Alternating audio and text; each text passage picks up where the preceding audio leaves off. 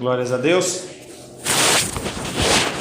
Falando logo mais cedo que o horário de verão mudou para o pessoal dormir uma hora mais tarde, acho que eles colocaram mais uma ainda para frente, foi duas. Ele adiantava uma hora, adiantou duas. Então, a pessoa daqui a uma hora está chegando. É interessante a oração do irmão Cláudio, em que ele fala sobre a obrigação da alegria. Nós somos constrangidos ao Senhor, pelo Senhor, nós sermos alegres. Nós temos o maior dom do mundo, o maior prêmio que qualquer pessoa poderia desejar ou galgar. E dessa maneira, a gente não tem que estar triste, não podemos ser pessoas tristes. Temos momentos de tristeza, mas não podemos ser pessoas tristes. Nós temos que entender que esta alegria tem que ser algo, como o irmão Cláudio orou, tem que ser algo que transborda o nosso coração. Não é algo que tem que viver lá naquele rasinho, lá no fundo, né? Nem, irmão Cláudio, lá no fundo da caixa, né? Só isso aqui de água, né? Tem que ser transbordante. Se nós que temos o Senhor no nosso coração, nós não somos felizes e alegres, quiçá as pessoas do mundo vão ser. As pessoas vão olhar para nós e falar assim, é isso que o cristianismo ele oferece para vocês, eu não quero. É complicado isso, é uma coisa interessante a se pensar, da tema de um grande estudo, a obrigação do crente ser alegre. Estamos tratando, dentro do ser de Deus e seus atributos, sobre o tema da paciência. Semana passada nós trabalhamos exemplos da paciência de Deus ao redor das Escrituras, citamos alguns, falando sobre os tempos de Noé, em que por 120 anos o Senhor ele pregou através de Noé, dizendo que ele era paciente. E por cada dia que Noé levantava para lá, para o seu labor diário, era um homem mostrando que, apesar da pecaminosidade das pessoas, Deus continuava retendo a sua ira. Falamos também que em Romanos, o Senhor ele observa as pessoas adorando a criatura ao invés do Criador, e mesmo assim ele não destrói. Nós lemos o texto de Atos 14, 16 e 17, que fala que, como prêmio, ele dá chuvas e bênçãos. Nós falamos também na semana passada sobre a paciência que Deus teve com o povo de Israel no deserto. 40 anos que aquelas pessoas murmuraram incessantemente, seja por água, seja por comida. Ontem, acho que foi ontem, ou foi um pouco antes, ela mandou uma mensagem sobre Deuteronômio, um textinho de Deuteronômio, tá? E aí falava sobre o povo de Israel no deserto, que eles caminhavam e nem os sapatos deles ficavam apertados, nem as roupas. Era automaticamente restaurado. É aquela frase cristã que as pessoas falam que Deus ele trabalha no turno da noite. E quando as pessoas dormiam, o Senhor ele restaurava. Quando eu li esse texto, eu lembrei sobre aquela passagem que o Senhor fala assim, olha, você trabalha o primeiro ano, planta o primeiro ano e come no segundo, planta no segundo, come no terceiro e assim por diante. E quando chegar no sexto ano você planta e você vai colher numa porção muito maior. No sétimo ano você não trabalha, você fica parado, você não colhe nada, não planta nada. Os seus escravos, os seus trabalhadores, os seus animais, ninguém, todos ficam um ano sem trabalhar. E aí o Senhor fala, quando acabar o sétimo ano, vocês plantam. E aí quando vocês estiverem colhendo a plantação desse sétimo para o oitavo ano, você ainda vai estar comendo do sexto. Provisão sobrenatural, multiplicação, como o azeite da viúva, e também o material não estragava, não tinha bolor, não tinha nada.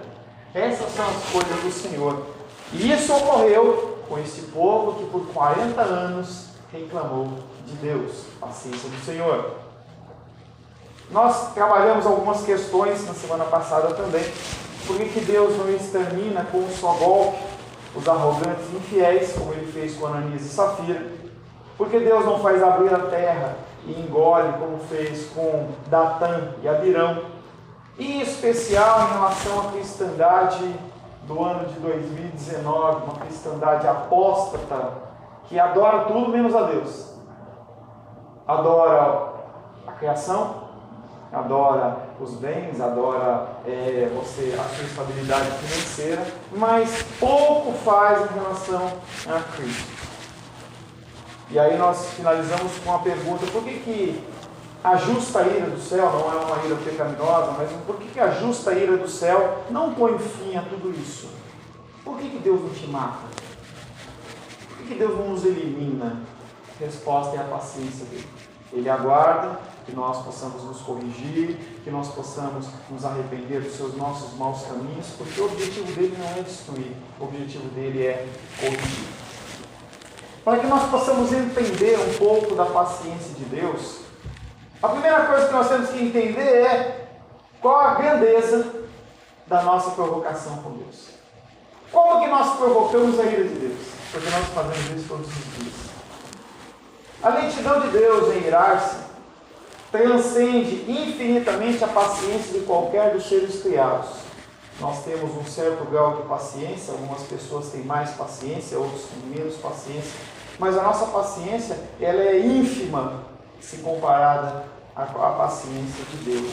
Nenhuma das criaturas, nem os anjos, poderia suportar por um só dia as iniquidades do mundo, ou mesmo as iniquidades do povo de Deus. Se a gente excluir, dividir o povo de Deus e o povo que não é de Deus, só a iniquidade que o povo de Deus pratica, ela era suficiente para destruir, para arrebentar, para fazer com que tudo fosse consumido. Somente Deus pode somente Deus pode suportar a enormidade de ofensas dos homens por causa do grande poder que tem sobre si mesmo. E um dos poderes que andam junto da paciência chama-se domínio próprio, que impede que Deus exploda. Às vezes a gente vê cenas na televisão, casos de pessoas que perdem a paciência, elas simplesmente explodem. Tem um filme da década de 80, mais ou menos, que se chamava Dia de Fúria, em que aquele homem, ele estava dirigindo num trânsito calcicante, um sol, um calor, e aquilo não andava, ele se levantou dali e saiu destruindo tudo. É um filme interessante para mostrar a possibilidade da natureza humana. Aquele homem ele sai por todo o filme até o fim, explodindo em ira. Somente Deus pode suportar a enormidade das ofensas dos homens por causa do seu domínio próprio. É algo que nós temos que buscar, domínio próprio. Estava vendo uma série com a Rosângela em que a sua filha, a filha da personagem, foi assassinada pelo seu cunhado. E aí quando os policiais chegaram para dar o relato para ela, eles com muito jeito tentando falar: olha, alguém foi baleado. Não. Ah, foi meu cunhado? Não, porque ele trabalhava num lugar perigoso. Não. Ele atirou na sua filha. Ele atirou na sua filha e depois ele atirou em si mesmo, mas ele não morreu não. E aí aquela mulher, ela causa até certo incômodo, causou em mim certo incômodo. Porque naquele momento em que ela recebeu a notícia, ela caiu de joelhos e começou a chorar. E aí eu sei que ela olhou para o céu e falou assim: eu consigo, porque Jesus está comigo. Filme ímpio, nada a ver, mas naquela cena aquela mulher fala: eu consigo. Ela falou umas 3 vezes: eu consigo. Levantou o filho, neto dela, o filho do casal, que estava no quarto, ele foi lá e deu a notícia. E ela olhou para o menino e falou assim: nós temos que ser fortes.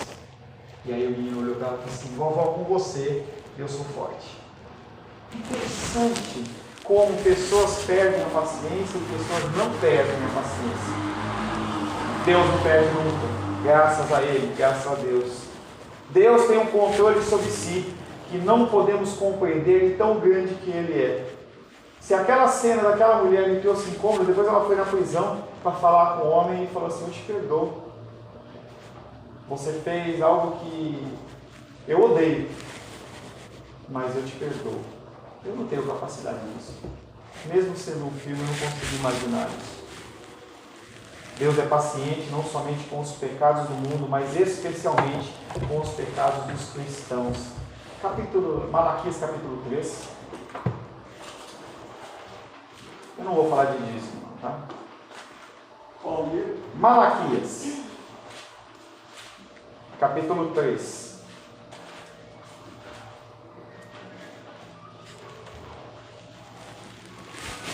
Alô?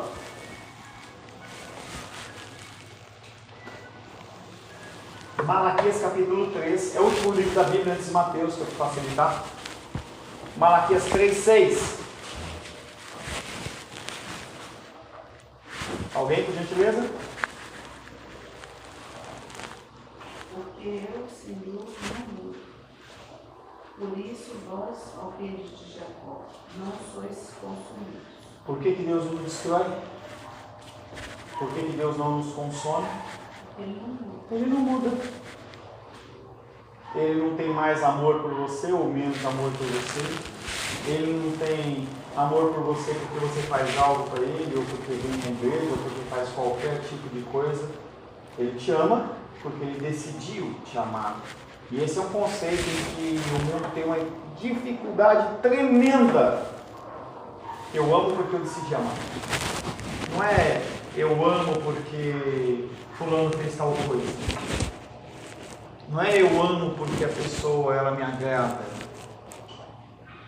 Você entende que numa frase como essa que eu estou falando, o conceito de amor, de casamento, ele é extremamente abalado, em que a pessoa ela decide amar o outro, e não ela ama porque é apaixonada, ou porque tem desejo, ou porque alguma coisa a pessoa vai poder conceder.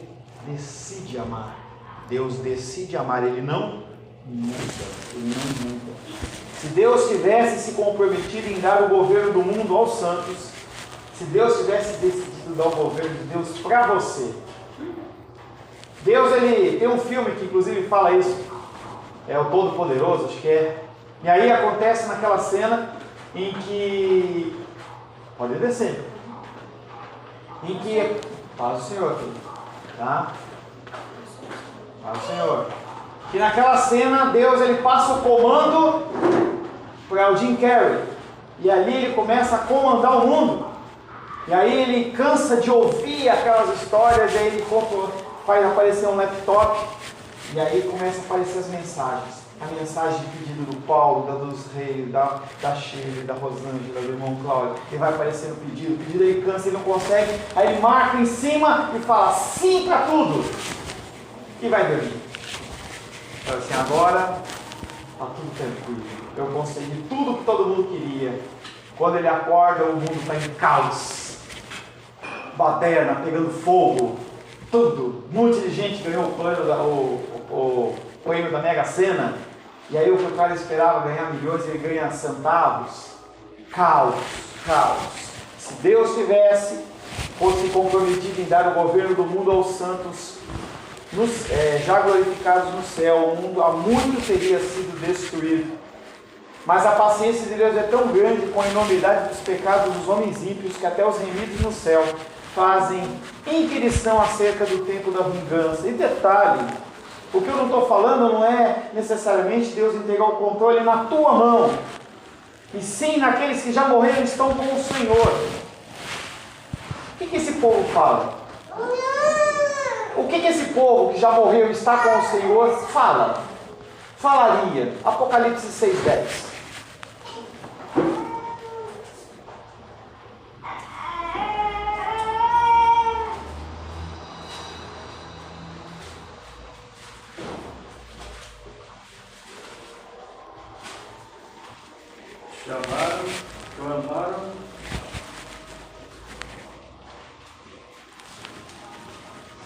clamaram em grande voz, dizendo: até quando, ó soberano Senhor, santo e verdadeiro, não julgas, não digas o nosso sangue dos que habitam sobre a terra?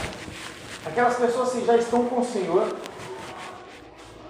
Em vez de estar ali, ó, voando com as asinhas de peninhas e se alegrando na presença de Deus, eles falam: e aí, Deus, até quando?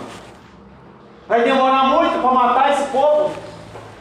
Até quando você vai esperar?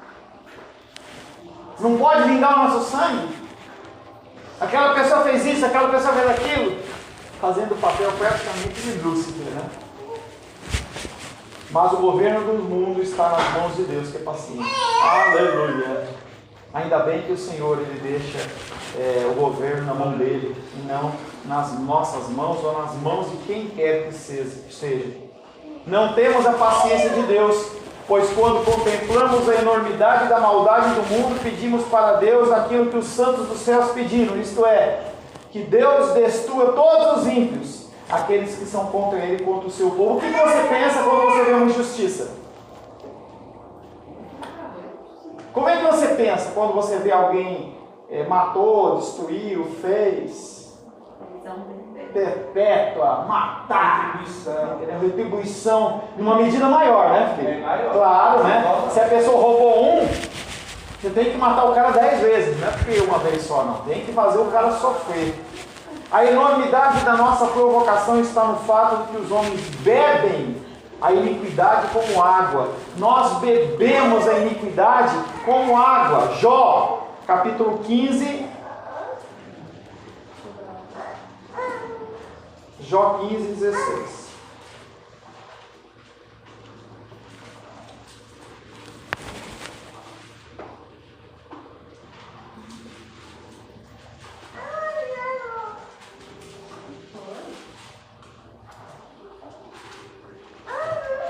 Jó, capítulo 15, Quanto menos o homem, verso 16. quanto menos o homem, que é abominável e corrupto, Volta no 15, por favor. eis que Deus não confia nem nos seus santos, nem os céus são puros aos seus olhos. Quanto menos o homem, que é abominável e corrupto, que bebe a iniquidade como água. Está falando de mim e de você. Nós olhamos para aquele cálice de iniquidade, a gente bebe, que até escorre pelo rosto assim.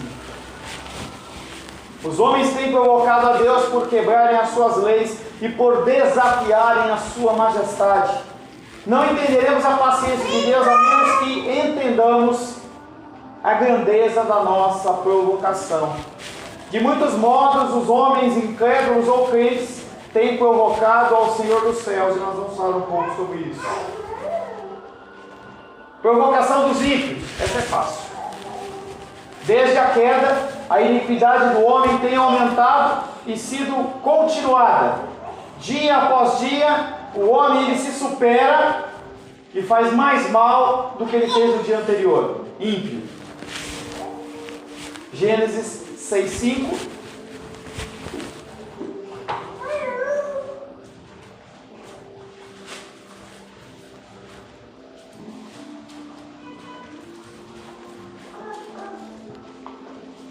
Deus, Senhor, Viu o Senhor? viu o Senhor que a maldade do homem se havia multiplicado na terra, e que era continuamente mal todo desígnio do seu coração.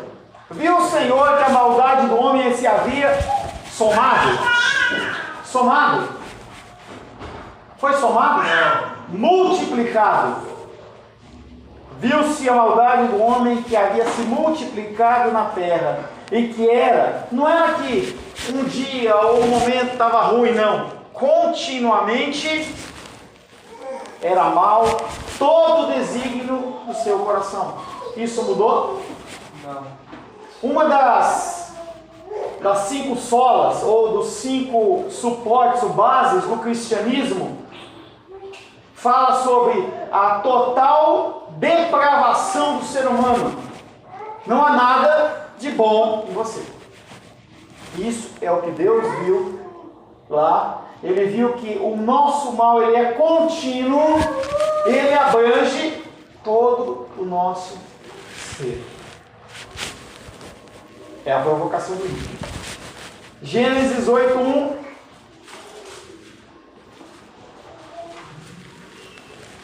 vez de Deus destruir, Ele manifesta a sua misericórdia.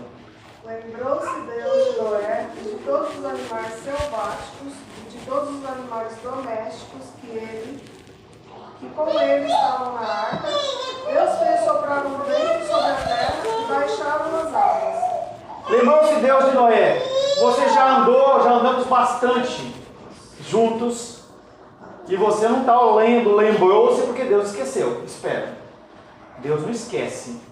Aí é uma figura de linguagem para mostrar que Deus estava numa condição estática e aí ele se movimentou. Não é que ele lembrou, Deus esqueceu, Deus precisa tomar um ômega 3. Não é isso.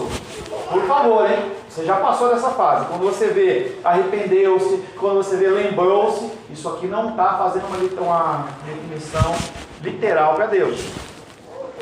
A cada momento os homens provocam Deus com suas imaginações, palavras e atos, seus pensamentos, o que você deseja, as suas palavras, os seus atos, pecados de omissão, eu deixo de fazer algo, pecados de comissão, você faz e não devia ter feito, pecados da mente, pecados do corpo, de ignorância, porque existem pecados de ignorância, você não conhece, mas mesmo assim você comete. Pecados voluntários, isso diz respeito aos pecados de um dia. Você pode imaginar os pecados de 10 anos, 20 anos, 30, 40, 50, 60, 80, 70, 80, 85 anos. 85 anos o irmão Cláudio passou pecando. Imagina se um contador fosse fazer a tabulação da quantidade de pecados que o irmão Cláudio fez. Vamos mudar a Helena. Pegasse a Helena, 1 ano e 1 ano e 2 meses. Faz hoje. 1 ano e 2 meses de pecado. Imagina. Tudo isso era suficiente para Deus destruir, mas Ele não destrói. Quem pode computar todos os pecados de um só homem em sua vida? Quanto mais os pecados de todos os homens de todas as gerações. E aí nós falamos numa condição de um homem. Falamos dos 85 anos de vida de pecado do irmão Cláudio. Mas soma com meus 51. Soma com os 20 e pouco do Felipe. Soma com os 17 e 18 do Gabriel. Vamos somar. Soma do mundo inteiro. Do ano de 2019. Soma de 2019 até Adão. E Deus não destrói. Uma questão de dúvida. Os Eu pecados. fico com medo quando ela fala que tem dúvida. Os pecados que Cristo levou na cruz foram dos salvos ou de toda a humanidade? De quem foram os pecados que Cristo levou na cruz do Calvário? Eu acho que foram dos eleitos. Se foram todos. Se foram todos. Eu tinha que ir pro céu. E aí a pessoa não aceita Cristo como Salvador e ela vai para o inferno. Ela vai para o inferno sem pecado? Se Cristo levou. Tá? Então levou os pecados dos salvos, dos eleitos, daqueles que foram escolhidos por Ele antes da fundação do mundo. Porque Ele escolheu, não sei. Qual que é a medida que Ele escolheu, não sei. Quem é, ninguém sabe. A gente vai descobrir depois. Porque tem uma passagem ali que diz: essa é a nova aliança derramada por aqueles que creem, né? Aqueles que creem, né? Que é derramado por muitos. É isso que eu queria dizer. Perfeito. Tá? Esse muitos aí é uma condição literal, mas aí as pessoas não gostam desse muitos, eu entendo todos. Né? Muito, se fosse por todos, eu dizia, por todos. Mas Tá? É perfeito, tá? Então, os pecados eles foram, os pecados que foram colocados na cruz do Calvário foram aqueles do salvo. Senão as pessoas iriam para o céu ou para a eternidade junto do Senhor sem nenhum, ou melhor, iriam para o inferno por toda a eternidade sem nenhum pecado. E isso é injustiça, não é correto. Quem pode computar todos os pecados de um só homem na sua vida? Quanto mais os pecados de todos os homens de todas as gerações. Romanos capítulo 1. Pastor, posso fazer uma pergunta? Claro que pode. Se eu vou poder responder, eu não sei. Não, ainda Se fosse a Melisa que estivesse aqui, ela ia começar falando assim: não tem a ver muito bem com o assunto. Não, é continuando aí. Você falou, porque aí eles iriam para o inferno Sem pecado. Sem pecado. Mas se eles já estão sem pecado, eles não iriam para o inferno. Exatamente. Aí Deus seria injusto. Porque há pessoas que dizem sim para Deus e pessoas que dizem não para Deus. Como é que uma pessoa diz não para Deus e vai passar a eternidade com Ele? Ou que diz não para Deus e vai para o inferno porque não aceitou Deus, mas não tem pecado. Não bate a conta. Não bate. A questão é de lógica. Se você aplicar lógica, não bate. Ou Deus perdoou todo mundo e todo mundo vai para o céu. Ou Deus não perdoou todo mundo. E aí uma parte vai para o céu e vai para o inferno. Essa é a matemática da coisa. Romanos 1, 29, 30 e 31. Cheios de toda injustiça, malícia... Vai no 28, por favor, Gabriel. E por haverem desprezado o conhecimento de Deus, o próprio Deus os entregou a uma disposição mental reprovável, para praticarem coisas inconvenientes. Cheios de toda injustiça, malícia, avareza e maldade, possuídos de inveja, homicídio, contenda, dolo e malignidade, sendo difamadores, caluniadores, aborrecidos de Deus, insolentes, soberbos, presunçosos, inventores de males, desobedientes aos pais. 31. Insensatos, pérfidos, sem afeição natural e sem misericórdia. Gente, é uma coisa que é uma dificuldade minha. Se Deus não agir, a pessoa ela vai por esse monte, por esse caminho. Além disso, em Romanos ele está falando, porque as pessoas elas estão nesse caminho e não querem mudar, ele tira a mão, é como se ele falasse, quem vai? É o caminho natural do ser humano, toda essa sujeira aqui. E eu não consigo entender na minha mente como que Deus pode permitir e cobrar. Mas é como funciona. Se Deus não age, o caminho natural de todo ser humano é esse. Mas... Oi? Você disse que Deus não pode permitir? Não, você ficou olhando para Helena, né? Não. Como que Deus, se ele não age, a pessoa ela entra num caminho natural que é de destruição. Que é tudo isso aqui. Tá? Mas aí Deus não age, porque aquela pessoa não é um servo, não é um eleito, e depois ele vai cobrar dessa pessoa.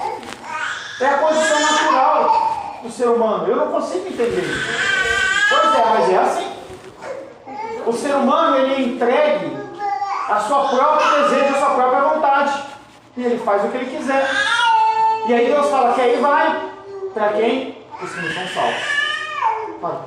Quando eu fiz o discipulado com o Senhor, algo que o Senhor falou nesse texto foi que o que Deus estava falando, né?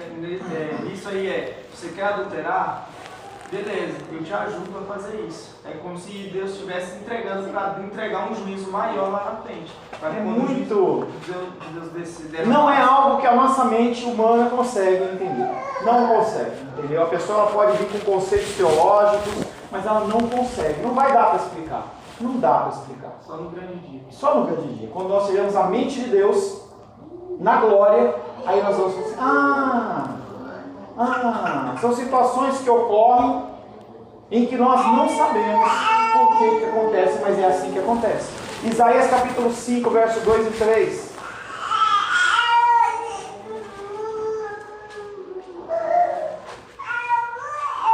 Isaías, capítulo 65, verso 2 e 3. 65.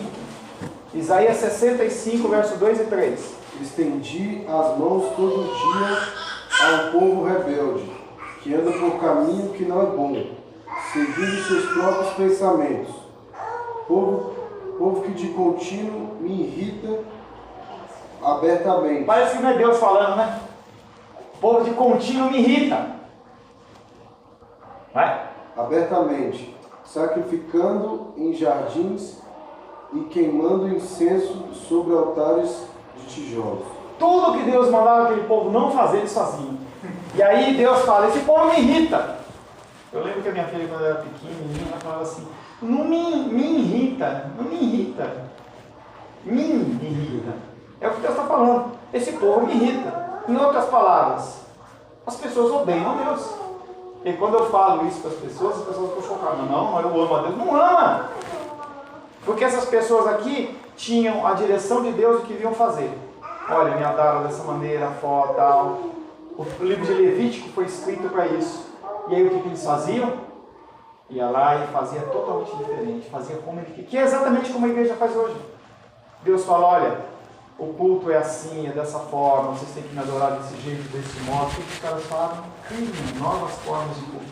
Inventam toda forma de coisas.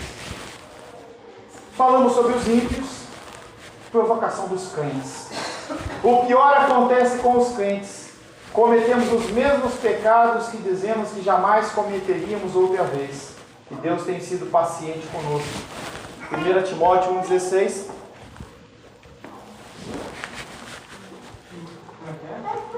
Primeira Timóteo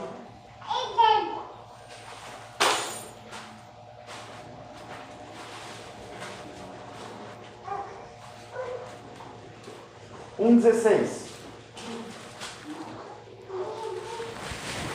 Mas, por esta mesma razão, me foi concedida misericórdia, para que, em mim, o principal, evidenciasse Jesus Cristo a sua completa longanimidade, e servisse eu de modelo a quantos hão de crer nele para a vida eterna. Mas por que ele faz isso? Porque foi concedido para ele o quê? Misericórdia. Deus colocou na vida do apóstolo Paulo uma porção maior de misericórdia, porque levou ele a agir de uma maneira diferente. Você deve acrescentar a isso os pecados de ingratidão do seu povo, daqueles que professam o seu nome, a minha vida e a sua vida. Quantas vezes nós murmuramos, quantas vezes nós reclamamos. Somos frequentemente relapsos nos seus deveres espirituais e sociais, e por ingratidão transgredimos as leis do Altíssimo em uma multidão de provocações. Eu não posso perder a oportunidade, tá? Mudou o horário de verão, você teve direito a dormir 1 hora a mais, e você chegou atrasado. O que é isso? Como é que você dorme 1 hora a mais, e você chega 10, 15, 20, 30 minutos depois do serviço único dia em que você tem que adorar o Senhor? Somos frequentemente relapsos nos nossos deveres espirituais. Brincava com o Gabriel essa semana. Permita-me, Gabriel, falar isso. Aí eu cheguei para o Gabriel e falei, Gabriel, a gente tinha discipulado ontem. Ele gemeu pedindo para mim, né? E eu abri o sábado. O que aconteceu? Não. Aí ele pegou e mandou uma mensagenzinha para mim. Pastor Paulo, foi uma semana complicada, entendeu? Muitas atribuições. Tive que correr atrás do vídeo, ele fez um videoclipe. Dormia 3 horas por noite. O que eu falei? Quando ele se dedicar dessa forma à Bíblia. Você acha que eu estou falando dele ou estou falando de mim? Eu não estou falando dele não, estou falando de mim, porque eu não faço isso. A minha exortação a ele não é algo que eu faço. É algo que eu tinha que fazer. Mas eu não faço. Nós não fazemos. Nós somos relapsos com as coisas do Senhor. Imagina o peso disso perante Deus.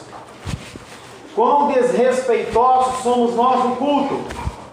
O culto começa e você chega atrasado e você sai cumprimentando os irmãos. Passou os irmãos do Felipe aqui no meio do culto, a paz do Senhor, pastor. Você acha que é hora da pessoa falar a paz do Senhor? Você chegou atrasado, você entra de cabeça baixa e fica no seu cantinho, você não tem cumprimentando ninguém. Abaixa, já começa o culto pedindo, Senhor, perdão, porque eu fiz isso, eu fiz aquilo outro. Outros ontem fala, e aí, vamos comer aquela pizza lá, o pastor está falando, o louvor está tocando. E aí, vamos comer aquela pizza lá, vamos comer aquele dog. Parece que as pessoas não têm reverência em relação ao culto. Dirigimos-nos a Deus como se fosse o nosso igual. Tem gente que olha para Deus e fala assim, o cara lá em cima. Não temos mais o mesmo senso de reverência. Todavia, Deus é paciente conosco. A corrupção do coração ainda permeia a nossa vida. A vida dos regenerados, pois nós damos ouvidos à nossa pecaminosidade e isso afronta a Deus. Mesmo assim, Deus é extremamente longânimo e benigno, por isso tem sido misericordioso. Aplicação, como nós temos que fazer? O que nós temos que fazer? Primeira coisa que a gente tem que pedir é pedir paciência para Deus. Deus, gera em mim paciência. Não há coisa mais desagradável do que viver nesse mundo afetado pela ira não santa, pela amargura das obras da carne, que são produtos da ausência da presença divina. Não podemos dar lugar à ira, mas temos que andar no Espírito. Gálatas 5,16 fala: não dê lugar à ira, mas anda no Espírito. Pratica o quê? A paciência, domínio próprio, lê o livro, arrancando a ira pela raiz.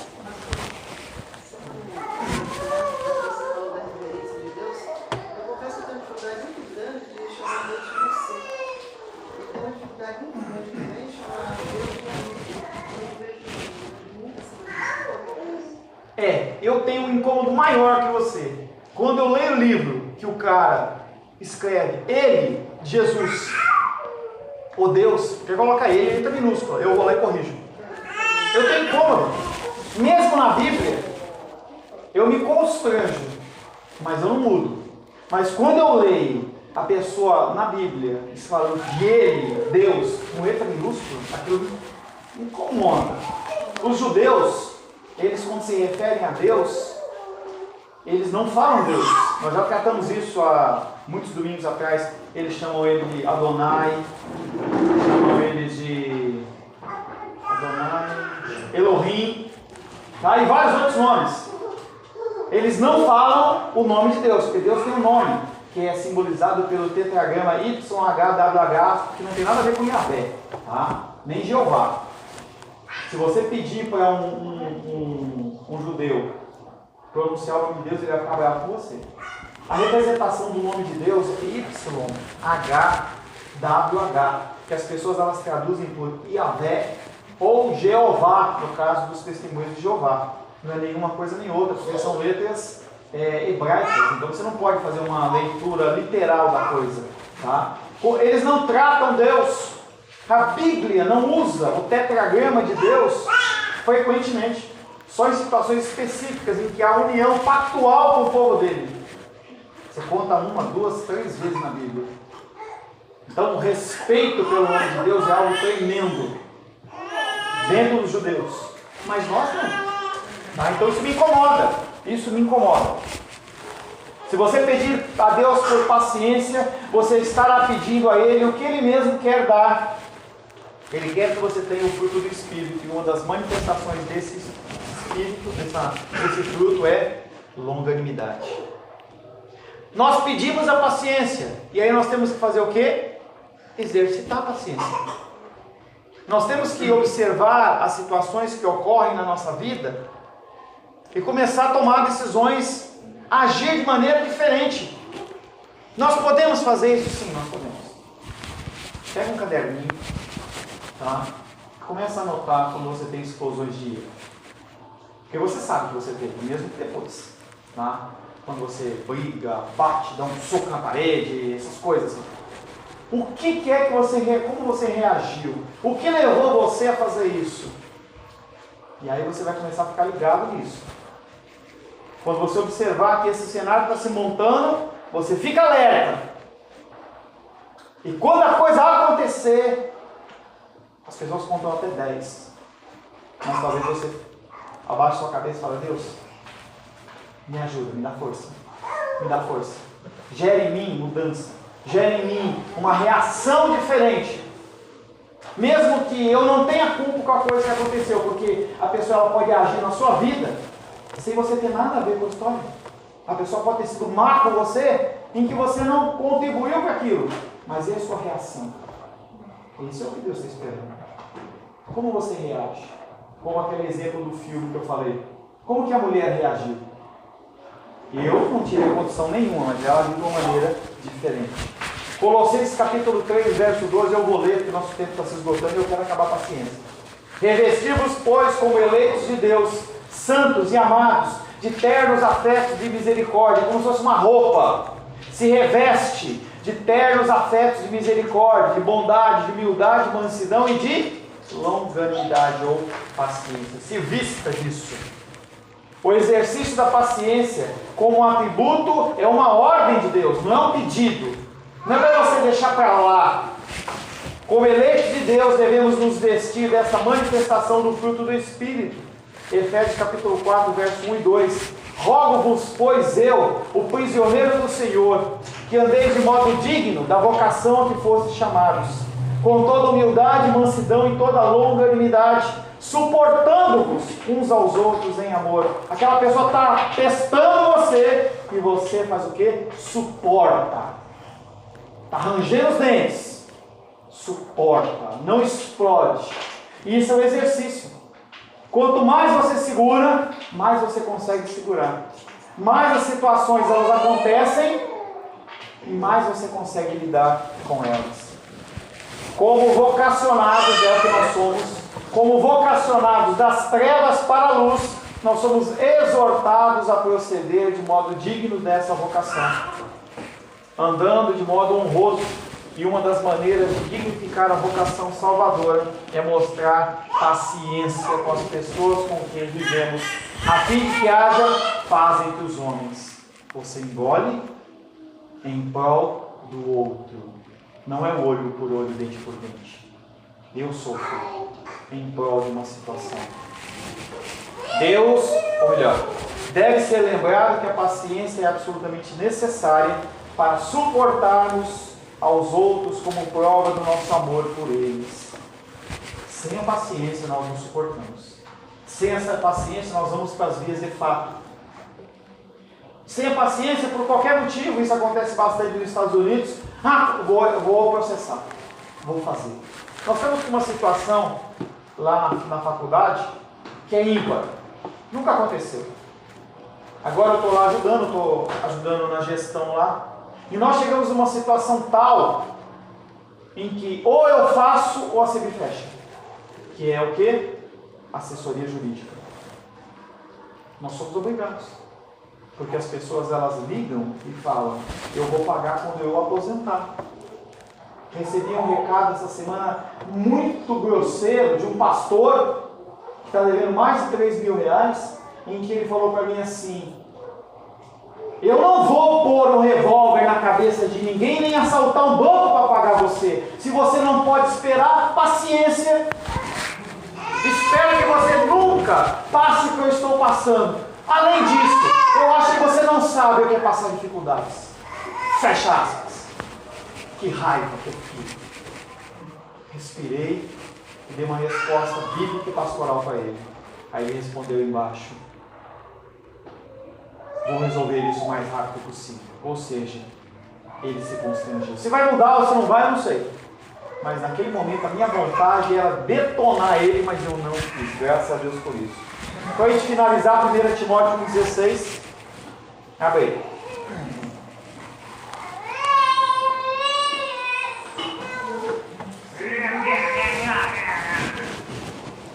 1 Timóteo 1,16.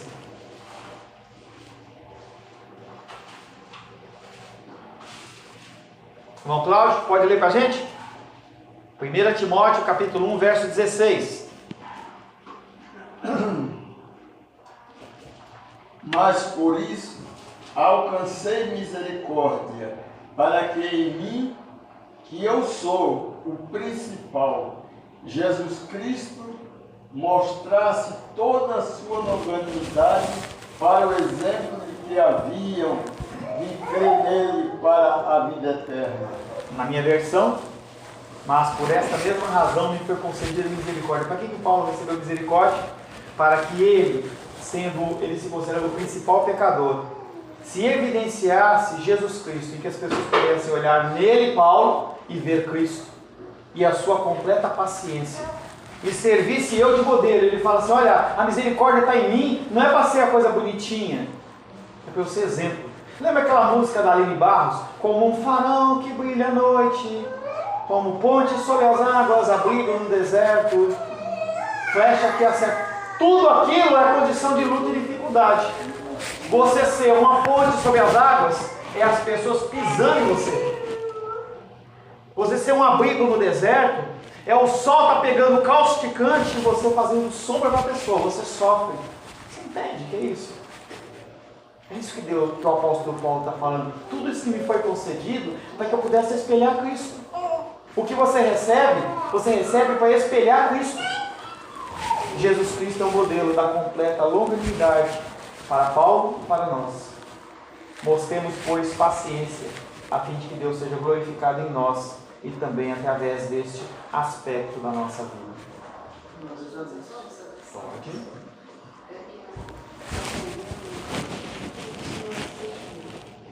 Sim.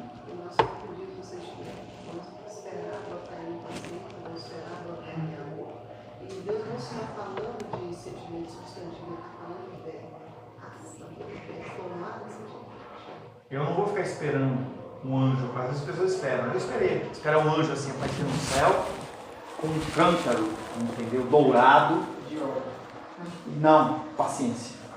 Aí você fica assim, ele derrama sobre você. E você, agora eu sou uma pessoa paciente.